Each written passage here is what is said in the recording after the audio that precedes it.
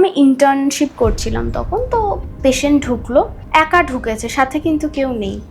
তো সে তোমার ঢুকে, এখানে একটা চেয়ার থাকে, পেশেন্ট যে রেফারেল এনেছে যে ইনফরমেন্ট তার একটা চেয়ার থাকে, চেয়ারটা টেনে ও বলল মা বসো। আমি বুঝতে পারছি না হাউ টু রিঅ্যাক্ট। এবং আরও একটা জিনিস যেটা নোটিস করছিলাম, আমি ধরো এরকম বসে রয়েছি, আমার এখানে জাস্ট একটা বেসিন রয়েছে আর এখানে কিন্তু একটা দেওয়ালের বেশি কিছু নেই, আমার পেছনে জাস্ট দেওয়াল। তো এইখানটায় কন্টিনিউয়াসলিও তাকিয়ে আমাকে না মেরো না, হ্যাঁ মানে কনসালটেশনের মাঝখানে আমাকে প্লিজ মেরো না, আমি কিছু করিনি, আমাকে ছেড়ে দাও, আমাকে মেরো না, এরকম করছে।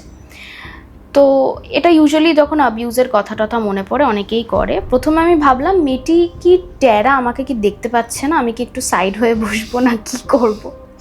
কিন্তু অনেকক্ষণ বাদে রিয়েলাইজ করলাম ও এখানে কাউকে একটা কন্টিনিউয়াস বলছে যে আমাকে প্লিজ মেরো না, প্লিজ মেরো না।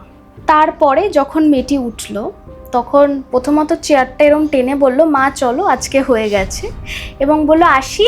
বেরোনোর সময় দরজাটা খুললো, আগে মা বেরোলো তারপরেও বেরোলো। ততক্ষণে আমার হয়ে গেছে, মানে আমি তখন পালাবো, আমি হসপিটালে আর কোনোদিন আসবো না, আমি প্রফেশনই ছেড়ে দেবো।